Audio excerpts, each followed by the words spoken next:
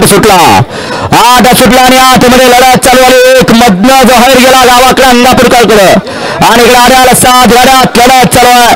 कोण होणार फायनलचा मानकरी, कोणाच्या नशिबी फायनलचा गुलाल. अतिशय सुंदर अशी 3 गाड्यामध्ये लढत चालू आहे.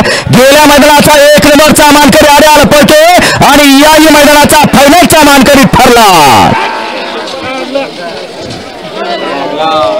थांबला मध्ये कुठलाही बैल संपला असं काही साध्य होत नसतं. थोडासा काळ वेळ आणि नशिबाची साथ लागते.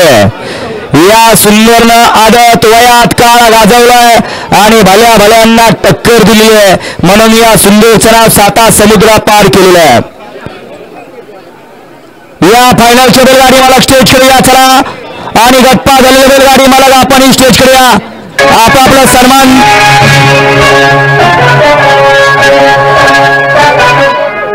5 मिनिटं डिझवले हो डिझवले.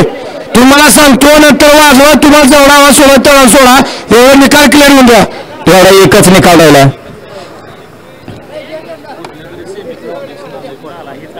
क्वार्टर चालेल. सुंदर असं शिस्तबद्ध मैदान संपन्न होत आहे. गड्यात वाजले 4:30 आणि या मैदानातला शेवटचा सेमी 8 पळून आला.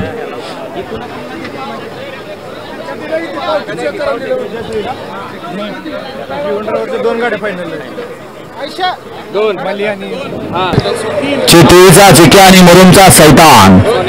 सुंदर गाडी पळली सोनेरावर भिकवडीकरांनी. त्याबद्दल सोनेरावर भिकवडीकरांना ओम ज्वेलर्स मायनी यांच्या 500चे नाव तुम्ही द्या. सेमी फायनल 8चा निकाल. सेमी फायनल 8चा निकाल आहे. सुंदर अशी